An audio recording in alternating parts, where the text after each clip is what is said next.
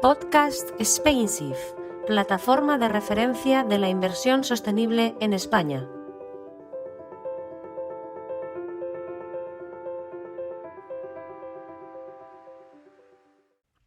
Bienvenidos a los Podcasts Spainsafe, un nuevo espacio de diálogo ISR para estar al tanto de la actualidad y la innovación en el mundo de las finanzas sostenibles en España. En esta ocasión nos acompaña Hernando Cortina, encargado de la estrategia para índices de ISS, con el que vamos a conversar sobre benchmark climáticos y el plan de acción de la Comisión Europea. Bienvenido, Hernando, a los Podcasts Spainsafe. Muchas gracias, Andrea, y muchas gracias a todos los escuchantes. Comenzamos. Hernando, ¿qué se entiende por un benchmark climático y en qué se diferencia de otros benchmarks relacionados con asuntos medioambientales? Gracias, Andrea. Los benchmarks climáticos entran desde luego dentro del ámbito ASG y dentro del ambiente ambiental están diseñados para ayudar o contrariar el cambio climático.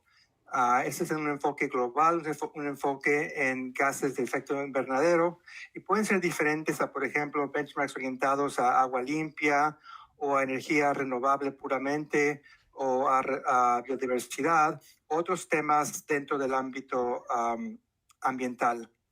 Yo creo que es conveniente hablar un poco sobre la información climática que tenemos porque es un buen contexto para hablar de benchmarks climáticos.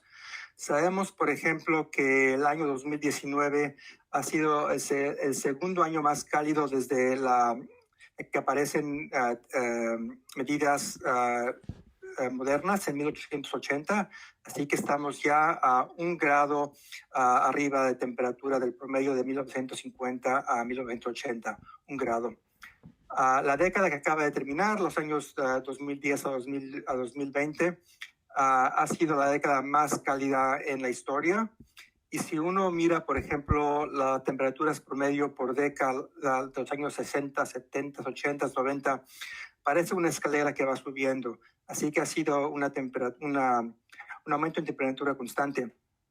Y si vemos, por ejemplo, datos más recientes de este año, del año 2020, sabemos que entre enero y marzo de este año ha sido el segundo periodo equivalente más caluroso en la historia. El primero fue en el año 2016 y más o menos a 1.15 grados arriba del promedio del siglo XX. Así que sabemos que ya estamos en una trayectoria no sostenible y los benchmarks climáticos de los que vamos a hablar están diseñados para tratar de ayudar a resolver ese problema. Y Hernando, ¿qué tipo de benchmark climáticos existen y sobre todo para qué se pueden utilizar? Muchas gracias. Yo diría que estamos ahorita empezando la tercera generación de benchmarks climáticos. Si uno lo piensa, la primera generación estaba enfocada en exclusiones. Por ejemplo, un benchmark generalizado, pero se excluye una industria, por decir el carbón o las industrias petroleras o en algunos casos las nucleares. Así que estaban nada más enfocados en excluir compañías.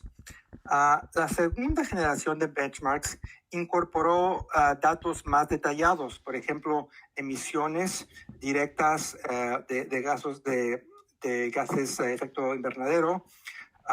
Si conoces en este tema, existe el protocolo GHG, que las empresas empiezan a reportar sus emisiones.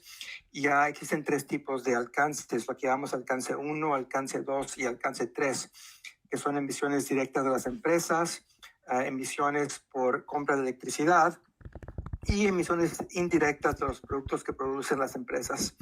Así que la segunda generación empezó a incorporar ciertos datos, sobre todo alcance 1, a veces alcance 2, para, en vez de eliminar empresas o industrias completamente, enfocarse en las industrias que tienen mayor intensidad de carbono.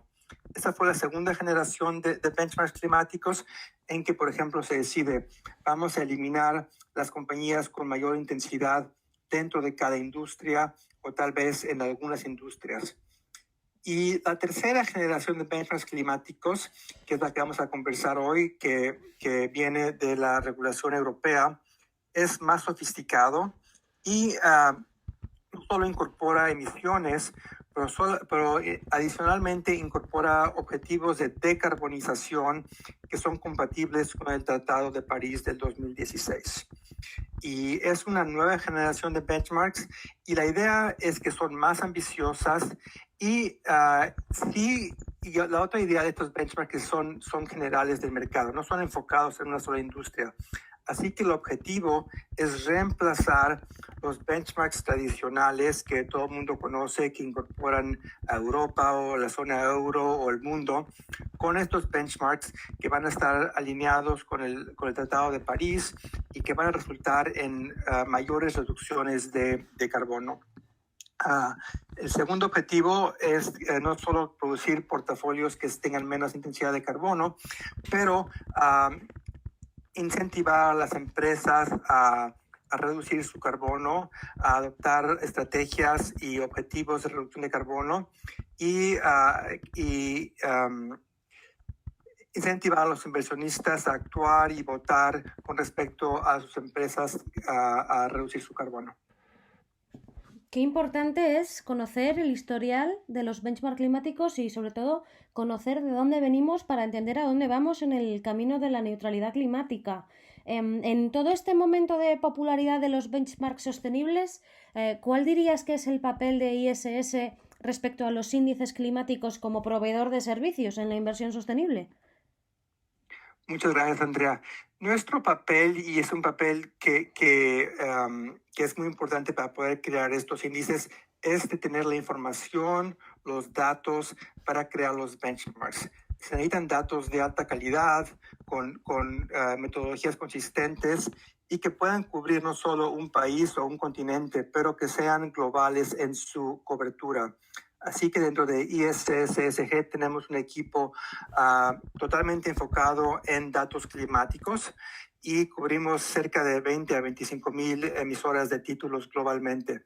Así que podemos presentar datos consistentes y que permiten a los inversionistas y a los proveedores de índices crear benchmarks que tengan relevancia global, que tengan alta calidad y que puedan cumplir con todos los requisitos de la nueva regulación europea sobre los benchmarks que vamos a discutir en un momento. Así que somos un proveedores de datos, nos llamamos open source, no estamos alineados con ninguna manejadora de fondos o con ninguna productor de índice directamente, sino que trabajamos con muchos y estamos trabajando con varios proveedores para crear estos benchmarks climáticos.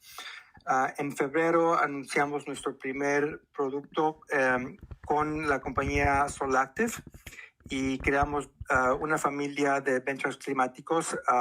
Uno se llama Climate Transition Benchmark, o sea, el benchmark que facilita la transición climática.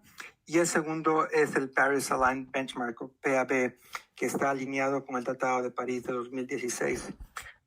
Quiero agregar que estos tipos de benchmarks climáticos no se limitan solamente a renta variable o acciones, sino queremos cubrir acciones y el mercado de renta fija también, ya sea en euros o en dólares y grado de inversión o grado especulativo.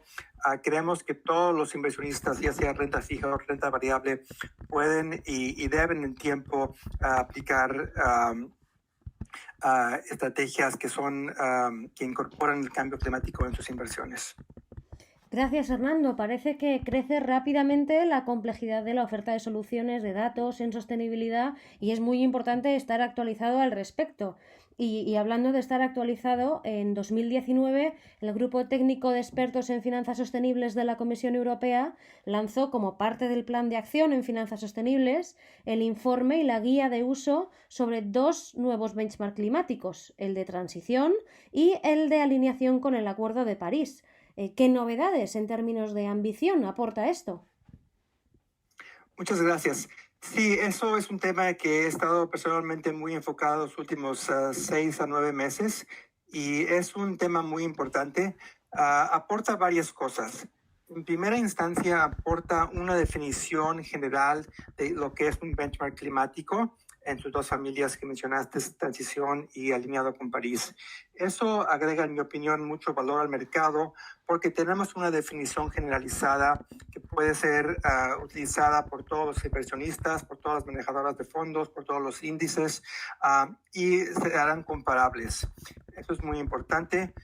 Como bien sabes, uno de los retos de la inversión ASG ha sido obtener definiciones que sean aceptadas y generalizadas, y este es un valor muy importante de estos benchmarks.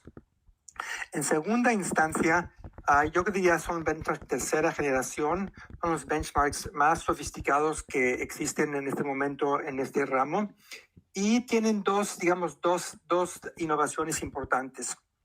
La primera es que adicionalmente a tener reducciones de carbón que exigen estos requerimientos, ya sea 30% reducción en intensidad para la CTB y 50% para los benchmarks alineados con París. Lo que es muy interesante es que exigen que cada año la intensidad de carbono del benchmark se reduzca por un mínimo de 7%. Este número de 7%, ¿de dónde viene? Ese número viene de los requerimientos globales para reducir la intensidad del carbono en la atmósfera para poder mantener el cambio en temperatura a 1,5 grados. Los científicos del IPCC nos dicen que se necesita reducir el carbono en la atmósfera por 7.6% por año. Y estos benchmarks tienen un mínimo de 7% más un ajuste de inflación, así que en realidad será más de 7,5% que se requiere.